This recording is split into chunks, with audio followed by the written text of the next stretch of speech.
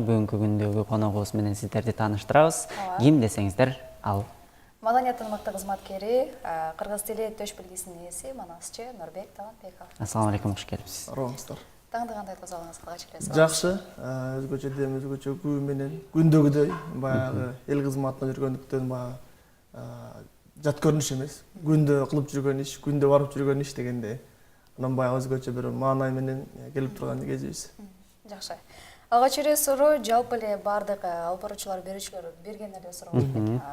Манас канча жашыңыздан баштап айта баштадыңыз? Манасты ошо 10 жашымдан баштап айта баштадым. Кызык ошо 10 жашыма чейин Манастын мыысын билчү эмесмин, сөзүн ачыгычы. Манастын 40 чоросу бар десе, Манастын 40 камчысы бар дегенди түшүнчүмүн. Өзүм анда ошол батыштын бийлерин туурап жана 50 Cent экен дегендерин түпсүз кепкасин кийип, күлө жынсын кийип алып бийлеп батыштын брейк данс, хип-хоп дегендергечи.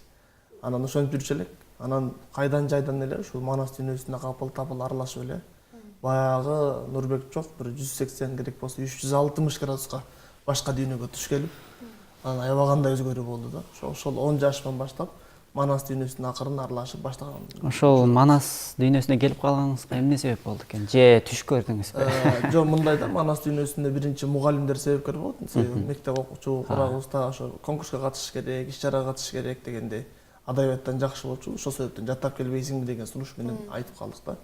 Анан аян болбой, баян болбойт дейт, сөзсүз түрдө түш болот, аян болот.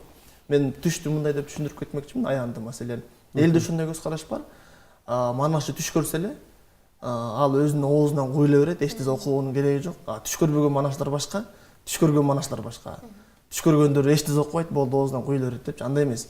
Түш көрүү деген бул тойго чакыруу сыяктуу. Тойго чакырганда чакыруу бересиң маселен. Чакыруу бергенден кийин эмне кийесиң, канча акча кошосуң, ал жакка барганда эмнени сүйлөйсүң, кантип жүрүм турумуңду өзүң алып жүрөсүң. Ошол сыяктуу эле Манас дүйнөсүндө аян берүү, түш көрүү бул Манас дүйнөсүнө эшик ачык келсең болот. Аяка эмнени окуп барасың, кандай даярданып барасың, Манасчы катары эмне алып жүрөсүң, анын баардыгы өзүңүн аракетиңен болот да. Ошондуктан баардык манашчылардын түшүнө аянында берилген ошондой белгилер, сырлар болгон. Ал эми андан аркы аракетиң өзүңөн деп баягы өзүм ошондой сезем, ошондой туям, ошондой болжолдойм дегенде. Ошондуктан ошо аян түштөр болгон. Андан бери ушул мына бүгүнкү күнгө чейин Манас дүйнөсүндө өзүбүздү манасчыбыз дегенден алыспыз. Биз эми Сагынбай, Саякбайлар манасчыбыз деген эмес өздөрүнчө. Биз манасчыбыз дегенден такыр алыспыз. Анан биз убакыт өткөндөн кийин, биздин көйүс өткөндөн кийин, биздин эмгегибизге жараша, биздин кылган кызматыбызга жараша калк өзү мезгил таразалап өзүнүн баасын берет. Жакшы. Анан бүгүнкү биздин темабыз бүгүнкү күндөгү кыргыздын маданияты деген теманы алканы сүйлөшүп атканбыз. Анан сиз маданият дегенди кандай түшүнөсүз? Маданият дегенде бүгүнкү күндө тар чөйрөдө ушундай элдин калыптанып калды. Маданият десе эле комузун алып, манасын айтып, же бир ырдап, ушундай эле түшүнүк болуп калды сөзүн ачыгычы. Маданият дегенде маданияттын бардык будактары бар. Бардык кесиптин, бардык тармактын өзүнүн маданияты бар да. Ошонун баары маданияттан башталат. Мен бир мисал, башканы мисал кылбай эле Манастан мисал келтирейин. Согуштун маданияты. Мына Манастабызда согуштун маданияты өзүнүн ата бабасынан кун куушуп, кектешип, жектешип келаткан Кытай баштаган коңурбайларга, нескараларга урушуп атып, Кытай эбегейсиз көп кол менен келип, жеңилип калат дагы. Манас бизге 3 күн бериптир. Же бизге 7 күн тыным бериптир. Биз алыбыз кетип калды. Биз дагы кол алалы артыбыздан. Анан былчылдашып, чыныгы эркектерче мушташалы десе, маселе жок деп. Кол жыйнап ал, топтоп ал деп коет да. Мына эң негизгиси согуштун маданияты, сыйырмат душманга болгон.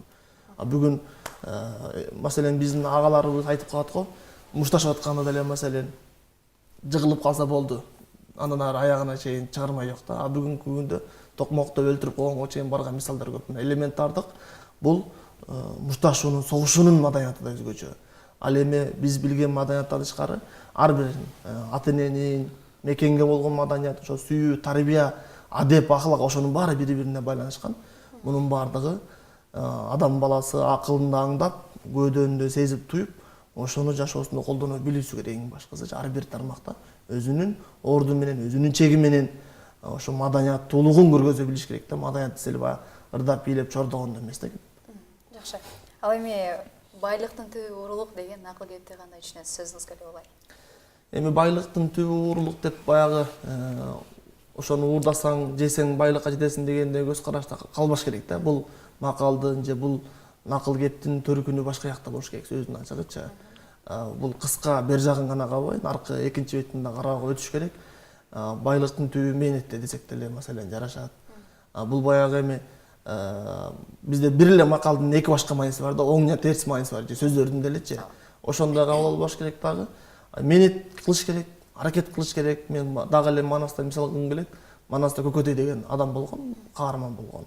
Ошол Манас тоорундагы жер дүйнөсүндө жашаган баардык адамзаттан аябай бай болгон да. Ошол байлыкты дагы өзгөчө күтө билгени менен, түтө билгендиги менен ошол өз доорунда Көкөтөй болуп калган. Ошон үчүн жана Көкөтөй каза болгондо Көкөтөй баардык дүйнөсүн талатып элге берет да. Жетим жесирге, жарды, жалчыларга, карып мискинге бергенде коюн берип, уюн, төбөсүн, бодон малын баардыгын бергенде дагы эми малын берди, мынча болду, жибин кошо өрмөк дегенге чейин башат да ошо кезде элдерчи. Ошол байлыкты дагы туура колдоно билиш керек. Анан байлыкты бүгүн сиздин сөзүңүзгө аралжы ошол уурулук менен байланыштырып, кызматка барып, жеп ичүү менен ошого жете турган бир жол катары көрүп, ошондой бир жаман көрүнүштөр, терс көрүнүштөр бүгүн коомдо күч алып атат да. Тилекке каршы мындай нерсени жогоруда айткан ошол маданияттуулук менен, тарбиялуулук менен жеңиш керек.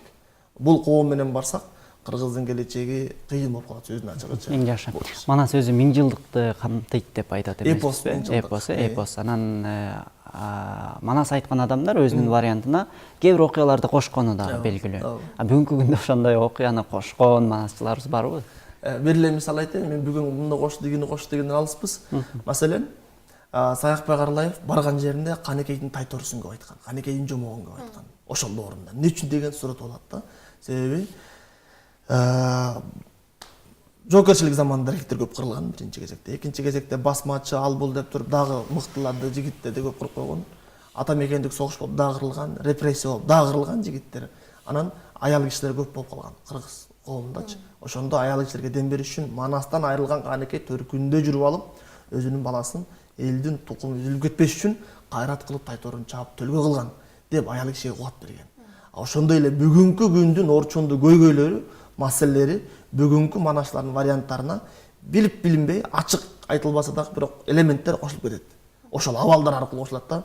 7-апрель болду, ал бул дебесе дагы, бирок 7-апрелдеги элдин төңкөрүшкө болгон, элдин бийлиги алмаштыруу болгон мисалдар бүгүн билинбесе дагы бир 20 жыл, 30 жылдан кийин бүгүнкү манашчылар варианты жазылгандан кийин кийинки урпактар окуп, окумуштар изилдеп, талдап, бул манашчы муну кошкон экен деп билет. Бүгүн айтыш кыйын анычы. Мына өткөн муундардан Багыш Сызанов деген манашчы болгон. Зым карагай башында чыны бар деп, зым менен сүйлөгөн ыры бар деп, сыры бар деп маселен. Зым карагайды телеграмда айтылат маселен да. Ошондой нерселер айтылып кеткен да өз убагында. Бирок эми калын канчалык деңгээлде кийин жашап кетет ал башка маселе, бирок кошкону дагы орду менен кошуш керек. Өзү кошулуп кетет да. Ачык айтып, одоно кошкон бул Манас маданиятына, Манаска болгон мамилеге жетпей калат да. Демек, кошулганын кийин билет экенбиз. Билинип калат, ыргалып калат. Айтып аткан адам өзү билет. Өзү билет, анан окумуштуулар билет, окумуштуу билгенден эл билет. Бүгүн кызыгы эл Манасты аябай жакшы билбейт да. Сагынбай Саякбай ушуну, Саке, сен могу жерде жаза басып кеттиң. Манасты минтип айтыш керек деп манасчыны оңдоп койчу. Бүгүн манасчыны оңдогон эч ким жок. Ошон үчүн үй берип атат, машина берип атат, анан манасчылар көбөйүп кетип атат. Арасында канчалыгы чыныгы манасчы, канчасы чала манасчы, ал башка маселе. Анан мен түш көрдүмдө эле токтобой бир 10 мүнөттүк иш чарага барып эле бир 15 мүнөт күпүлдөп баланы көтөртүп кетирип, андай шоунун кереги жок да. Чыныгы эмгек, чыныгы манасчылык анын варианты менен Манаска жасаган өмүрүн сайып иштеген иши менен бааланат. Ошондо өмүр өткөндөн кийин, 50 жыл, 100 жылдан кийин канчалык эмгек кылды ошондо билинет да. Бүгүнкү убактылуу шоу, убактылуу баягы өзүн өзү алдоо боло берет. Эң жакшы. Анан ошол дем бериш үчүн кээ бир көйгөйлөрдү көтөрүп айтылат деп айтып атасыз, жана мисал келтирип бердиңиз. Бүгүнкү күндө ошо үй бүлө жөнүндө айтса болобу? Сиздин жеке оюңуз албетте. Үй бүлө жөнүндө кандай мисал? Мисалы үчүн азыр көп нерсе ажырашуулар болуп жатат. Анан бирин түшүнбөгөн мырзалардан, баягы айымдардан иш убактысы боюнча мындай алсыздап баратканы тууралуу азыркы актуалдуу. Бүгүн коомдо сөз болуп атпайбы? Илгери жигиттер өгүз көтөрчү эле, бүгүн сөз көтөрө албай калды дегенде болуп. Илгерки ата бабалардай боло албайбыз, сөздүн ачыгычы. Бирок боло албайбыз деле калып калбай, биз алар менен сыймыктанып, анан биз өзүбүз дөлдөң болуп баягы көңдөй болуп калбай, биз дагы кийинки муунга айтыла турган эмгек кылыш керек да. Илгеркилер бир эмес, бир үй бүлөнү эмес, 4-төн 5тен үй бүлөнү баккан, сөзүнүн ачыгычы. Ошол эле Манастабыз баштап кийинки ата-бабалар дегенде.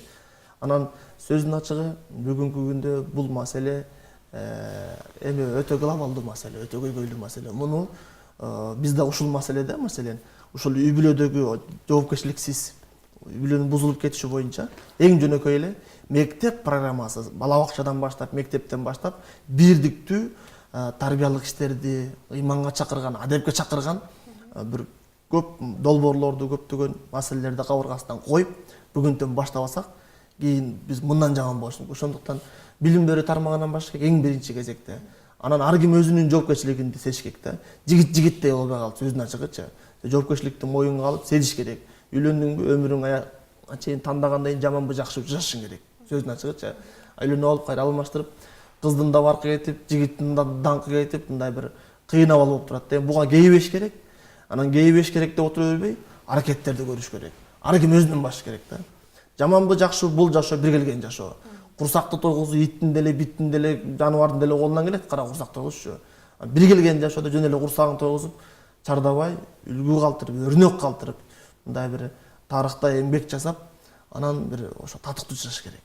Бирөөнүн көңүлүн калтырбаш керек. Эң жөнөкөй эле ата энең, бир тууган, ошол эле аялың, ошол эле үй бүлөң, анын баардыгы адамдын өзүнүн жүрүм турумунан десек болот да. Эң жакшы эсмес билдирүү келген экен. Норбек иним ден соолук ишиңе ийгилик деп туруп, Манастан бери үзүндү деп суранган экен. Кандай десең, балам ишиңе ийгилик, кайсыл жердин колуну болсун, нарындан апаң Борол дейт. Кыскача айтып Рахмат. Мен өзүм Нарындын, Албаш районунан болом. Анда башканы коюп Манаста айтып, Манас айтып берели. Негизи Манас боюнча жолугушууга барганда жеке өзүм тууралуу эмес, Манас эпосу тууралуу айткым келет. Анан эгер убакыт болсо айтып бүткөндөн кийин дагы ушул темага, ушул багытка кайрылгым келип атса, биз Манашлар барып эле мен аян алгам, анан баян алгам, түш көргөм. Түшүмдө жалган эмес үч көргөм дебей, Манас эпосунун улуулугун дагылаш керек. Манасты түшүнбөгөндөргө майда тил менен, жалпак тил менен жетиш керек. Анда Манас баянынан үзүндү. Топчуп Турналиев деп элдин баары тааныса керек, агайыбыз бар. Манас эмнеден башталат деп суроо берип калды бир жолу. Анан элдин баары Сагынбайда бул окуядан башталат, Саякбайда дигил окуядан башталат деп тап айтабыз. Жок, Манас дегенден башталат дегенде, деп Манас айтып берели.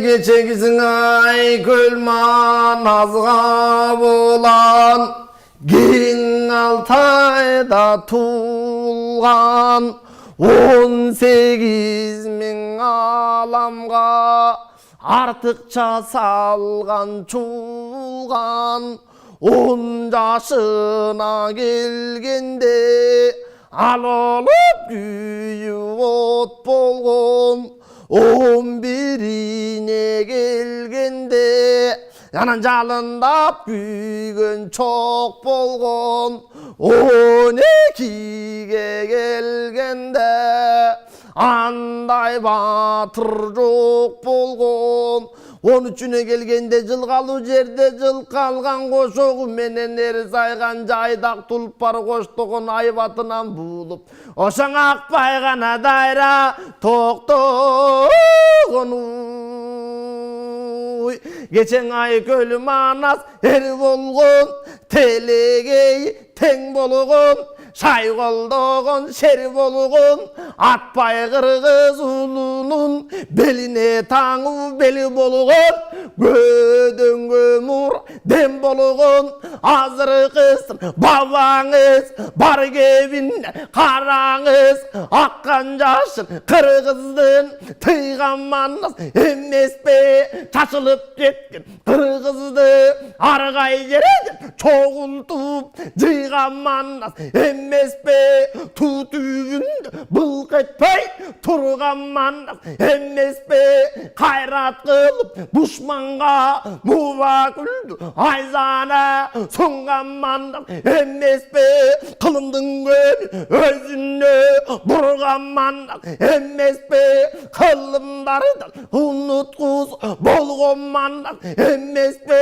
көденін көнкүнін талғамандық емес пе озанып жүрген адамға көденін мұрағыт қонғамандық емес пе ұнытқыз болған біздерге ұраныбыз емес пе көденді қайран ұлының ошо тұмарың әлі болған емес пе ғой. Азаматсыз. Чоң рахмат. Біріншіден білген билдирер калыптыр. Анан айрым манасчылар да айтып калат, баягы манасчылар койма кулак болушат, андан сырткары акындык өнөрү дагы болуш керек деп. Анан сиз ошол бир манас айтууда алгач канча күн даярданып же болбосо дагы бир нерселерди кыласыз?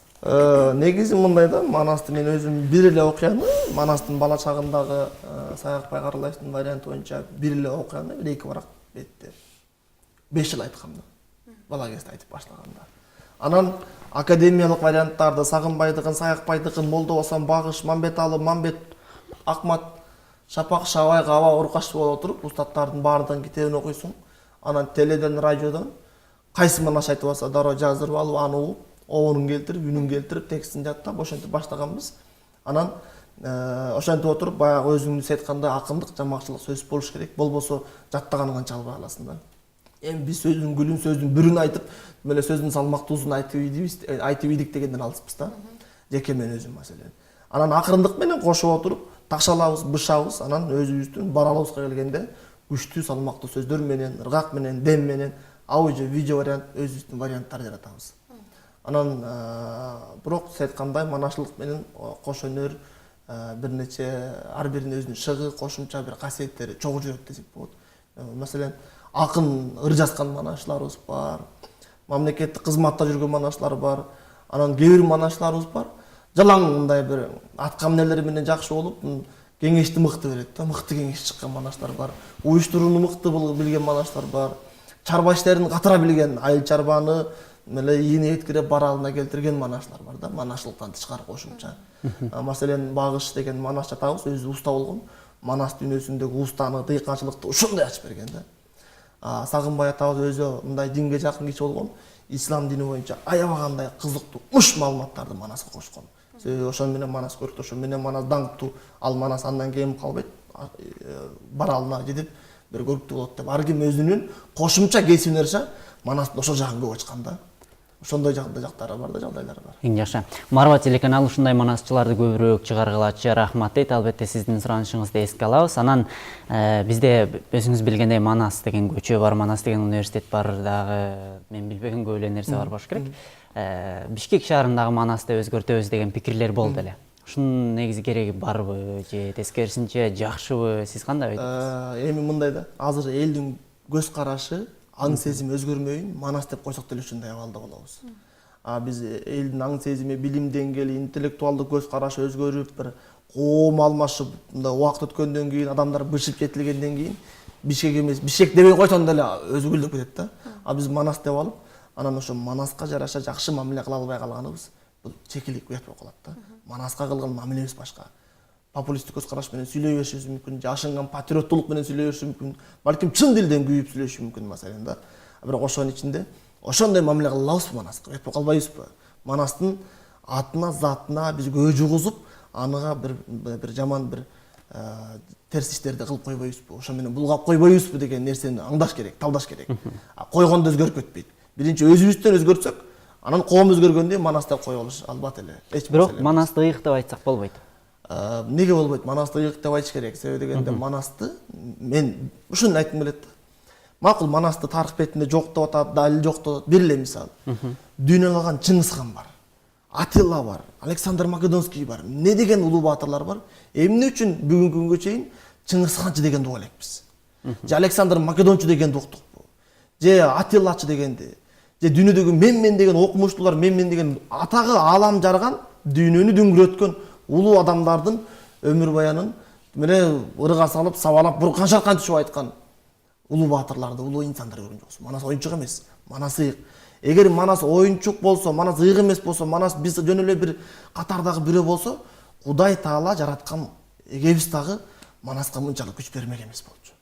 Манас жөнөкөй маселе эмес катардагы биз билип билбей аралаша турган. Манас ыйык үчүн Кудайыбыз дагы жараткан дагы кылымдардан кылымга Манастын актуалдуулугу, Манастын баркын чүргөн жок.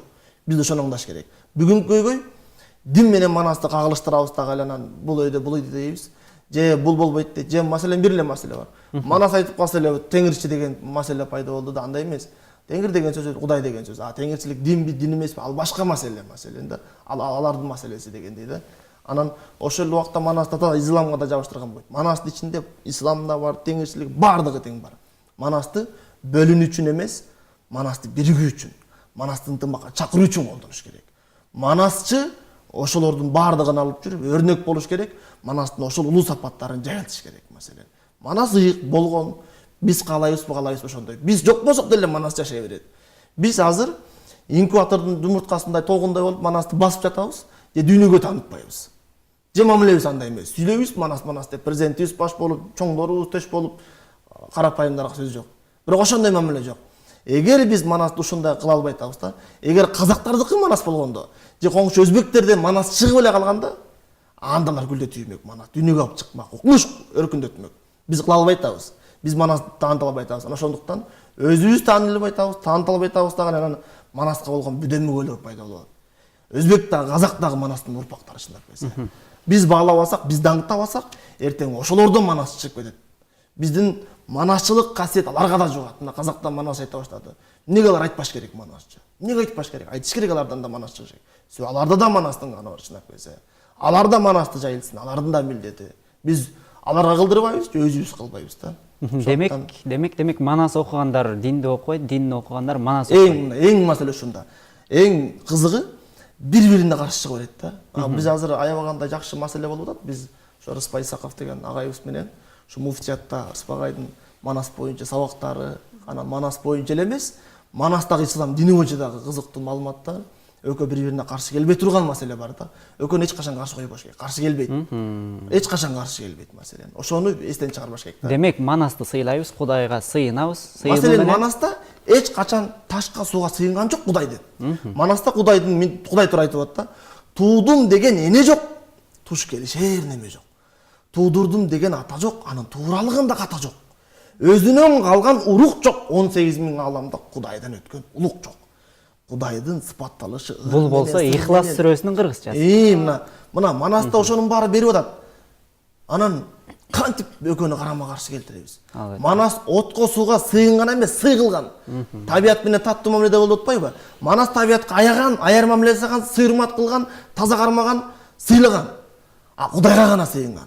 Бир Кудай жараткан Алла Таалага гана сыйынган. Теңирге сыйынган. Теңирди чочубаш керек. Теңир деген сөз аламдын теңдигин кармаган эле Кудайдын бир эле аталышы кыргызча. Аны өзүнчө бир башка нукта ачып алып эле, аны дин катары кабылдап, анан каршы коюунун кажети жок. Манаста Теңир деле, Алла деле, Кудай деле, Эге деле айтыла берет, жараткан деле. Аны айтып чочубаш керек. Болгону, кеп аны кандай кабылдаганда, кандай андан ары жеткиргенде, кеп маселе ошондо да. Намаз окуп атканда жарата алып атпайбы? Ооба, ал кээ бир варианттарда. Бирок негизи Манас бир гана Кудайга сыйынган, бирок ислам динине чейинки мурун болгон. Себеби Манас байыркы. Манаста өтө байыркы маселелер көп. Динозавр бар маселен. Илимде динозавр пайда болгон, акыркы динозавр жоголгонуна 49 миллион, 50 миллион жыл болду. Манас динозавр бар. Иудаизм бар, буддизм, христианин, бүт диндер бар да. Анан ошо маселе мындай да. Бирөө Манастан бирөөнү көрүп эле ошону ала берет. Анан ошол эле бар, калган жок деп эле чана берет да. Антпеш керек. Манаста баары бар, баарын окуп чыгыш керек, талдаш керек. Билбейсиңби, башың жетпейби, акылың жетпейби? Билгендерден сура, анан айт. Билбей эле бир жерин окуп алып эле, анан бул мындай турбайбы деген кем түшүнүктөн алыс болуш керек. Маселен динде деле чала молдолор жанагындай бир өзүнүн кээ бир терс багыттар бар да, ошолор жаман көргөзүп коет маселен да. Ошо сыяктуу ошону көрүп эле дин жаман экенден алыс болуш керек. Ошо сыяктуу эле Манаста бирөө Манасты билип билбей эле Манас мындай деп сүйлөй берсе, Манас мындай турбайбы, Манашлар теңирчи турбайбы, Манашлар болбойт турбайбы деген пикирден алыс болуш керек. Сен өзүң ошону окудуңбу? Сагынбай Саякбайды башкасын кой.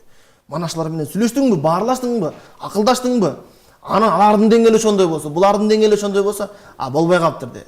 толук аңдабай талдабай туруп бүтүн Манас дүйнөсүндө көбө жапкандан алыс болушубуз керек. Жакшы. Манас дүйнөсү өтө кыйык. Дүйнө жүзүндө ошол көлөмү боюнча биринчи орунда экендиги эле көп нерсени айтып турса керек. Сапаты, мазмуну укмуштуудай Манас. Албетте, азыр болсо рекламалык бөлүккө барабыз. Андан кийин оюңуздарду топтоп сурооңуздар даярдап туруңуз. Андан кийин кайрадан амандашабыз. Суроолоруңуздар болсо узатсаңыздар болот. Аябагандай темабыз кызыктуу болуп жаткан учуру. Анан жаңы эле биз сүйлөшүп өттүк. Дейин смс билдирүү келген экен. Айгерим. Манастан дагы бир үзүндү улагылачы Нурбек балам ишиңе ийгилик ат башыдан, Кара Суудан салам дейм. Албетте. Убакыт болсо улаганга дагы аракет кылабыз. Андан сырткары баягы Манасты айтууда конкурстарга барып, анан кийин баягы жогоруда айтып өтпөдүңүзбү, Манасты көп адам түшүнө бербейт депчи. Андан сырткары ошол конкурстарга барганда мисалы үчүн көп манасчылар айтат да, биздин баягы айтып аткан сөздөрүбүздү түшүнбөй эле биздин баягы импровизациябызды, кыймыл аракеттерибизди көрүп эле аябай суктанып беришет депчи. Мына ошол бүгүнкү күндө мына ошол Манастын деги түпкү тамырынан бери окуп чыгышыбыз керек экен да. Баягы медицина, айтор билим берүү жаатында дагы. Туура, Манасты эми карапайым эл окуп чыга албайт, сөздүн ачыгычы. Окуган рас болот да. Болгону каналдардан, радиолордон, анан манасчылар өзлөрү дагы Facebook'tan, Instagram'dan, Telegram баардык жактан каналдарды ачыш керек, YouTube'дан ачыш керек дагы. Эл монча китеп окуйбайт да. Сагынбайдын китеп өлөшүнчө, Саякбайдыкы мынча дегенде. Ошолордун ар бирин майдалап, чечмелеп, чайнап, мына Манаста медицина оозго салса ойгонбос, уктатуучу дары бар дейт. Димидрол да бүгүнкү күндө димидрол дебесе да бир ошол кезде колдонгон да маселен. Жараны кууруп бүтүргөн жамбос деген дары бар дейт. Бир жара болуп же канап кеткенде ал жер мындай илимдеп кетпеш үчүн жараны кууруп бүтүргөндө сепкенде берекис. Ошол жерден дароо микробторду өлтүргөн маселен да. Ошол кезде эле операция болгон. Ошондой маселен бүгүн актуалдуу болуп атат маселен. Биз маникюр, педикюр дейбиз, сулуулук салон дейбиз, сүзгөргө чачын таратып дейт. Сүзгө чач тараш болгон, ошо чач тараш болуп, ошол кезде эле жыпар үңкүп жез бурап дейт. Ушундай бир жыт берген өзгөчө бир адикулондорду, өзгөчө духилерди ошол кезде эле жасаган, ошол кезде эле колдонгон, ошол кезде эле сулуулук дүйнөсү да аябагандай күчөп өркүндөгөн да. Ошол Манастын баардык багыттарында манаслар айтыш керек. Анан сурооңузда берилгендей, эми эл Манасты укпайт дегенден алыс болуш керек. Угат. Элди дагы баягы Советтер Союзунда башкача тарбияланып калды. Анан эгемендүүлүктө дагы баягы ар ким жанын багыш керек деп жүрүп Манасты окубай калды. Туура биринчи маселе. Ошол эле убакта манасчылар биз өзүбүздөн да күнөө издеш керек да. Биз элге ошончолук эл уккудай Манас айтып атабызбы? Же калп эле отуруп алып анан эл укпайт деп арызданып атабызбы? Эки жактуу караш керек. Эл укпаганы да чын, уккандары бар. Уккандарга уккудай кылып айта албаган бизде да күнөө бар. Муну моюндаш керек. Мына манасчынын өзлөрү дагы, манасчылар биз дагы аракет кылып, обонун келиштирип, күпүлдөтүп, буркан шаркан түшүп, концерттик Манас айт 3 мүнөт күпүлдөп берип кой. Отуруп алба 15 мүнөт элдин убактысын жебе, Манаска терс көз караш кылбай. Узак айтасыңбы, 7 күндүк, 3 күндүк, 40 күндүк деген Манас айтуулар бар. Барып алып айта бер күнүтүн, сени эч ким кыйнабайт. Үйүңдү айт, сөзүңдү күчөт, үнүңдү ач, көйдөнүңдү ач. Кыскада кыска айт. Үйлөн тойго бардыңбы, үйлөн тойдон айтып бер. Бешик тойго бардыңбы, бешик тойдон айтып бер. Чоңдорго бардыңбы, бирөө хан шайланып же бирөө жетекчи шайланып. Ошо хан шайланган жерин айтып бер. Кийим жөнүндө бир дүкөнгө бардыңбы, кийим жөнүндө айтып бер, сүйлөп бер, айтып бер. Мына ар бир жана балык манаш айткандай, ар кимдин өзүнүн манасы бар дейт да. Ар бир кесиптин өзүнүн манасы бар. Ар бир кесип боюнча айтып бериш керек. Ошентип Манаста ар бир багытта изилдеп айтып чыгыш керек. Бир телегөрчүбүздөн суроо келген экен. Ушул сөзүңүзгө улай эле.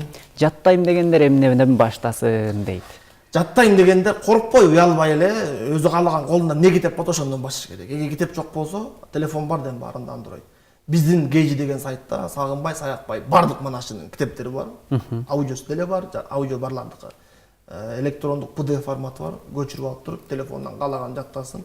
Эгер каалайбыз, байланышабыз дегендер болсо, Facebook'ta, Instagram'da, Одноконечник, ВКонтакте баарында бизде биздин Көй Кашка коомдук фондубузда, Саякбай манасчылар фондто же болбосо өзүбүздүн Нурбек Талантбековду издесе баракчылардан байланышып, кат алып, ошол жактан кайрылса биз электрондук окуяларды чакан жиберебиз, узак кылып жиберебиз, китептерди жиберебиз, дисктерди беребиз дегенде, колдон келсе китептерди беребиз. Анан манашчылык боюнча манашчыларды окутабыз дегендер болсо, бизде жакшы жаңылык бар айта кетейин. Октябрь айынын 20-ларынан баштап Кудай буйруса Манас академиясы ачылды, жакында эле баарыбыз уктук. Ошол жерде Манас таануу боюнча кара сөз түрүндө өзүнчө курс болот, Манас таануу.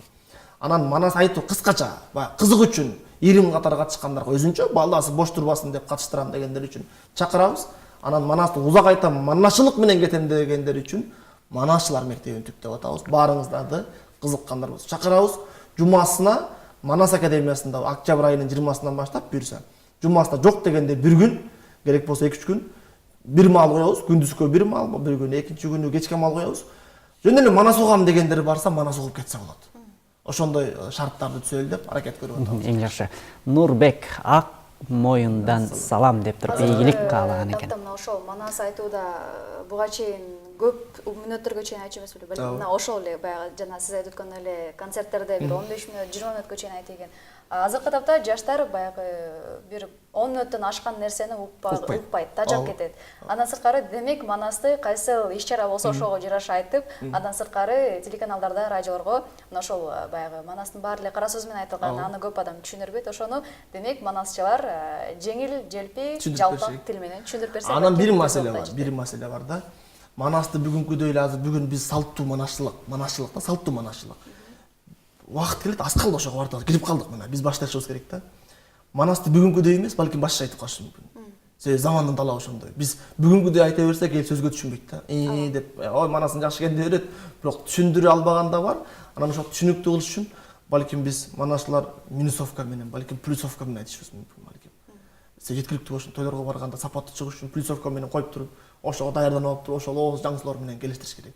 Балким андан башка жаңы чыкса, эл таң калбаш керек, эл ошого кубатташ керек. Биз Манас айтууну дагы үйрөтүүнү эмес, айтуунун дагы жаңы чыкмасы чыгат буюрса. Биз ошого кирип калдык буюрса. Себеби сиз айткандай, эч ким узак укпайт. Узак уккандар аз болот да. Укта угам, тазаланып мында бир эргип угам дегендер аз болот. Манасты кыска угам дегендер үчүн аябагандай бир өзгөрүү алында турабыз. Ошолорго биз ошо өзгөрүүнү тартуулайбыз, Кудай буюрса, ошол үстүндө иштеп атабыз.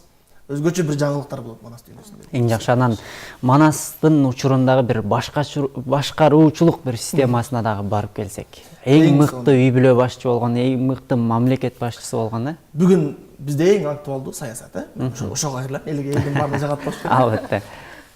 Бирөө президент болсо, же бүгүн же бирөө башчы болсо, же министр болсо, бир орун басарын кетирет, же иш козготуп каматат, андан ары көзүн тазалайт.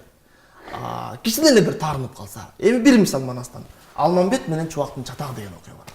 Алмамбет менен Чубак экөө намыс талашып, экөө жеке кызыкчылык, же акча талашып, же тендерде мен утам, сен утасың деп талашкан жок ал жердечи. Же кызмат талашып, же премьерликти төрөгөн талашкан жок. Өлсөм мен өлөйүн эл үчүн. Найзанын учунда, кылычтын мизинде өлөйүн. Мен чалгын чалам, мен барам. Мен эмнеге чалгын чалбай калдым деп элдин намысы үчүн талашат. Экөө уруша кетет. Талашып, окуянын жүрүшүн эл билет баары эле. Анан Манас барып, жигиттер, кой деп бирин бияка тастап койду. Чубак Алымбетти жеткизип койгон экен, ушунчалык козутуп. Анан Алымбет таачысы келип, арманы ат машина болуп ташып, Чубак керек болсо Манасың экөөң бир кош бүктөп коем дегенге чейин барат. Сөздүн ачыгы, сөздүн төркүнү бар, жөнөкөй тил мененчи дегенде Манас таарынып депчи. Анан Манас болуп туруп, сен мени бүктөгүдөй ким экенсиң? Деп экөөнү кошуп бүктөп койчу жерден болчу да. Анткени жок Манас. Унчукпай кетип калды. Экөө түшүнүп, бирине бири кечирим сурап, биз айып кылып алдык баатырдын алдында, экөөнүн алдында. Кой, болбойт деп Манаска барып, кечирип кой. Манас деп анан кечирим сурап, Манас деп, алаке, сенин жанагы сөзүң окушпай калды деп. Кечирип койду. Болбосо Манас болуп турган, Манастан өткөн дүйнөдөгү эң улуу держава жок болчу мамлекетте.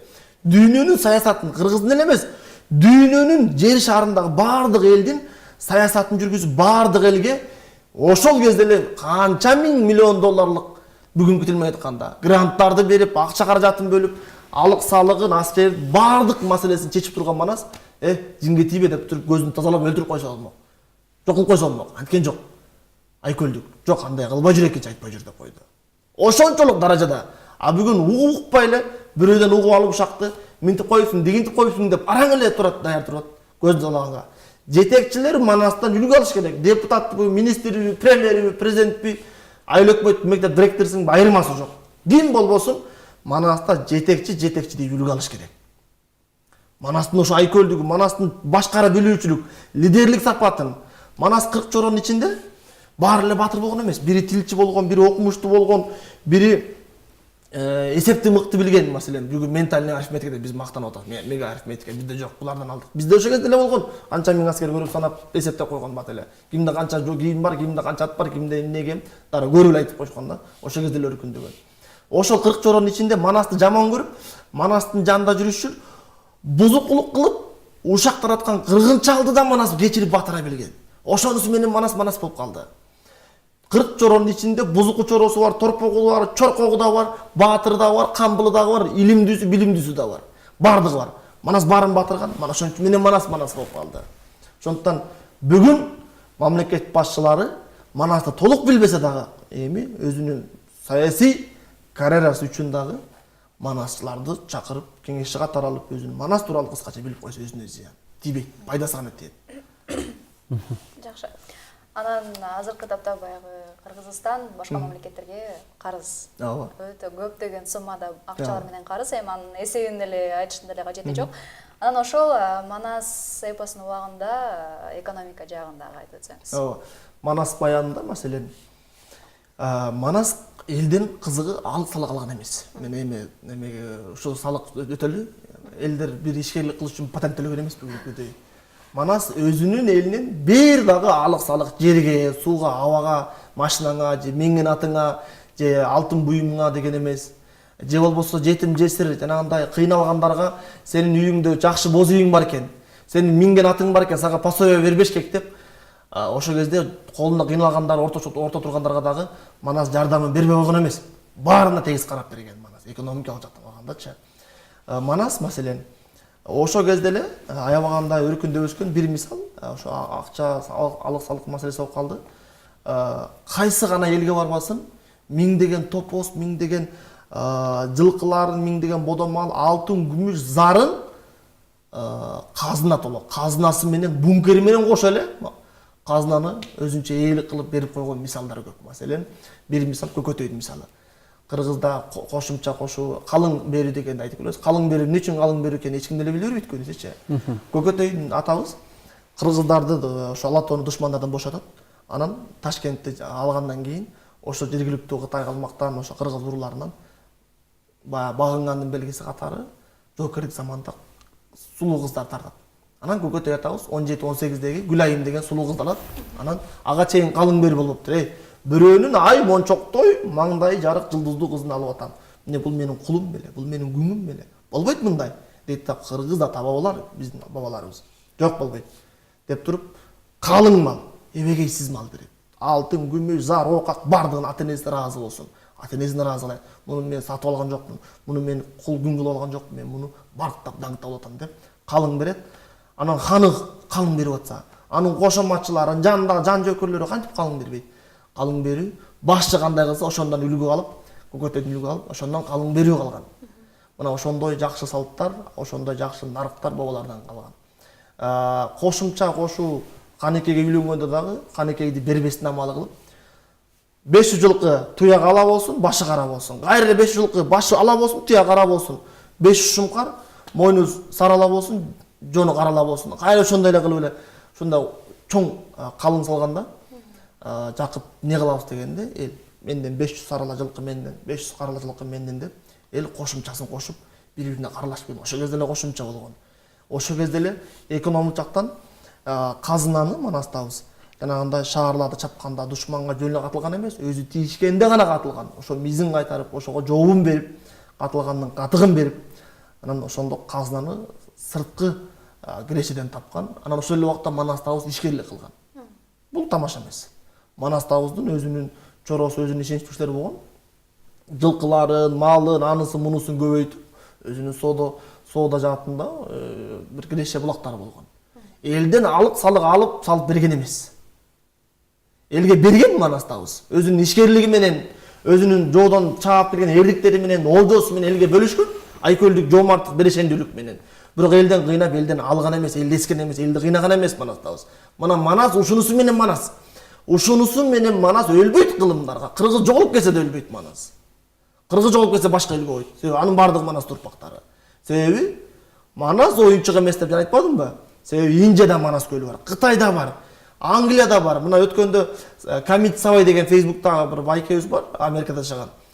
Америкада, Түндүк Америкадагы ошол Вашингтон деген штатта Манас таш деген жерди Google картадан көргөзүп берди. Айтып берди да, Фейсбукта жазып. Мен кызыгып Google картадан спутник менен кирип алып, компьютер менен. Ошонун баарын тартып алдым, скриншот кылыпчы. Бүгүн деле Америкада манастоо деген бар. Бул реалдуу, ишенбегендер. Муну мен Facebook баракчама жарыялайм жакында. Бул реалдуу бар. Мына эгер манас келбесе, манас болбосо, мына Америкада тиякта биякта каяктагы баатыр? Оюнчук эмес манас. Манас ыйык өтө байыркы болгон. Ошондуктан манастын улуу сапаттары, улуу мүнөздөрү, өрнөктүү өмүрү бар. Манас өлбөйт. Биз ошону билбей калгандан уялыш керек. Манасты билбей калсак өмүрүбүз өтө берет туура. Билбесек жашай беребиз, өлбөйбүз. Болгону манасты билсек, биздин жашообуз көрктүү болот. Манасты билсек, биздин жашообуз шаңдуу болот. Сөзүбүз артат, ийгилигибиз артат, кыргыз экенибиз дагы чыңалат да. Болгону жанагындай карамаашылыктарды гана жөнгө кое алыш керек эң негизгиси. Жакшы. Бул жазуучубуз Чоңуз Айтматов атабыз айтып өткөндөй, Алатоо койнунда жаткан кыргыз элине мына ошол маданиятка эмне бере алды дегенде бизге эң эле башкысы манасты берген деп айткан. Жакшы. Бизге сөз билдиргендер Талас облусу Кара Бура районунун Бакыян айылынын жашоочусу Атам Ыраспай апам өрүңгүгө салам дейт. Анан сизге ийгилик жологондор ишиңизге андан сырткары дагы бир көптөн бери дагы манас айтып берчи деп кайра СМСдер келип атат, өзгөчө тайторуну чапканын деген. Айтып берелим. Элдин суранчы баягы эгер убакыт болсо айтып. Бар албетте, айта бериңиз кенен эле. Манас үчүн марбаган таянсын дегенде. Кайсы бир бөлүгүн айтасыз? Тайторду айтып берели, тайторун суранып атат, ошондо кыскача айтып берели. Мукмуш Аякбай Сагынбай болуп айтпасак дагы өзүбүздүн. Албетте. Чакан Нурбек болсок айтып берели.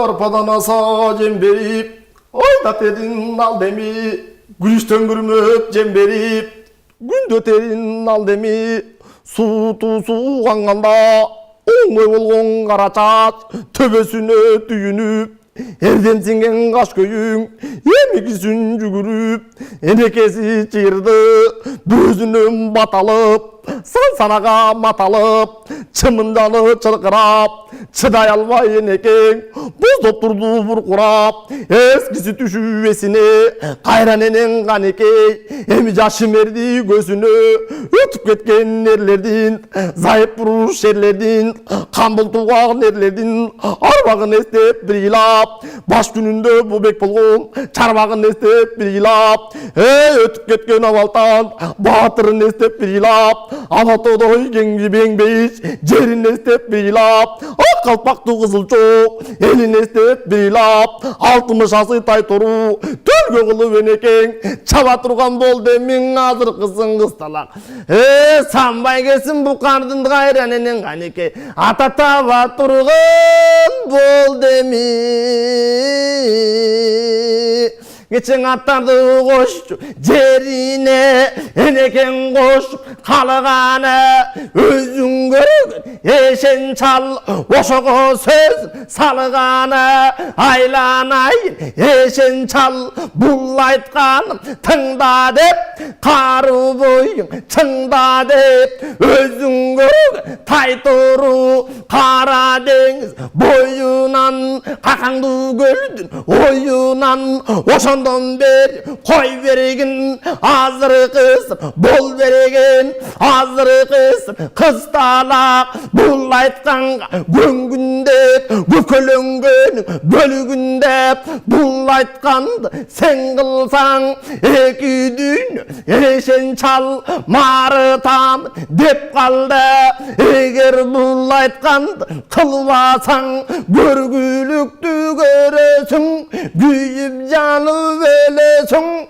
hazır kız eşen çal aytkanın bolup tur, atay daldı 6 gün arada toktop, 7 gün 2 gün toktop alğanı, hazır kız bunların jönögö keregen uvağı, hazır kız eneken 6 yoldurun sallayın, anıktap şonda karayın, anda da torum gelbesen Allah Taala kudret dilekti çirkin berbese, oşun özüme gana koldu salayın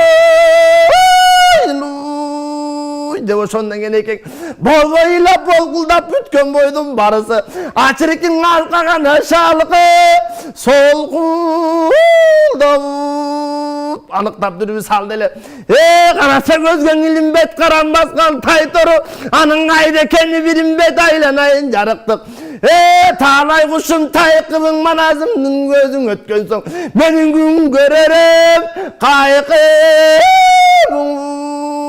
Азыркысын жарыктык таластан жыталганмын өзүң көргөн тайтору, такыр шорум кайнатып ата кем колгон эле кетип калган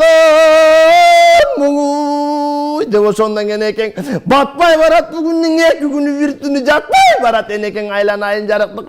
Андан ары токтолбой өзүң көргөн энекең жанна дүрүбү сал деле, жанна байкап ал деле, кечегисин тайтору 2 чыйрак бүгүндө элкте колу сайылып өр таянна бергенде, жал куйругу сайылып талла түскө келгенде, таманы жерде тарсылдап кара болду толдук көмбөкөйдө какылап, тал жибектей куйругун чаткаякка чапкылап, азыркысын жаннагы үстүндөгү балласа эр кашына жөлдөндүп, эрегишип көзөрүп сызып бара тайтору, анан аспан менен закымдап учуп эле барат тайтору.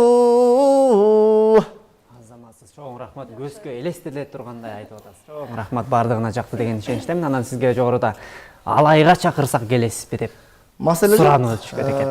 Баягы манасчылар дайым эл кызматында өзүнүн наркы менен, өзүнүн жолу менен болсо, манас эч качан качпайт. Дайым эл кызматындабыз. Албетте, анан сизге берилген убакыт бүтүп баратат. Манастан үйрөнө турган асыл өрнөктөр өз ажы сабактарыбыз өтө көп. Азыркы таптагы жаштарга сиздин кеңешиңиз? Жогоруда айтып өткөндөй, бир келген жашоодо, бир берген мүмкүнчүлүктө жөн гана окуш керек, жөн гана курсакты тойгузуп, жөн гана жанды багыш керек деген милдет биз үчүн башка милдет, башка парк болуш керек. Өрнөктүү өмүр, үлгүлүү жүрүм турум, калк үчүн кызмат, эл үчүн талбаган эмгек жасайлы. Кыргыздын желегин желбиретип, туу түбүндө текеренген эмес, туу көтөрүп, кыргыздын атагын, даңкын ааламга жайылткан, кыргыздын наркын ооз жүзүндө, сөз жүзүндө эмес, иш жүзүндө далилдеген, өзгөчө мындай бир патриоттулук сезимдер күчөгөн, көдөндө манас деми кайнаган, дилинде ыйманы бар, аруак, ошол бир бел кубаты, күч кубаты менен ошол жаштыгын, ошол бар билимин элге журтка арнайлы деген тилектебиз. Анан бүгүнкү күндө бизде манаста жакшы сөз бар, өзүлөрү бөрү албайт, бөрү алган уулду көрө албайт деп коет да. Ошондуктан улуу муунга айта албайбыз эч албетте, бирок жаш муундар, кийинки өзүбүздүн замандаштарыбыз бири-бирибиздин жакшылыгыбызга кубаналы, бири-бирибиздин ийгилигибизге кубаналы, бири-бирибизге өбөк жөлөк болуп колдоп, бири-бирибизди колдойлу, жардамдашалы. Анан жаштайыбыздан бири-бирибизге каралап, бири-бирибизди басканды токтотуш керек. Бул сапат элдин түбөлүктүүлүгүнө доо кетирет. Ошондуктан улуу муундан болору болду. Бирок кийинки муун биз башкача жашаш керек. Биз башкача эс калтырышыбыз керек. Ата-бабалар муну кылган деп сыймыктанабыз, бирок биз кийинки муунга эмне калтырдык? Эч нерсе калтыра албай атабыз. Ошондуктан жакшы иштерди кылалы деген изги тилек, күдөр үмүт менен жалпыңыздарга жана сиздерге ыраазычылык билдирем.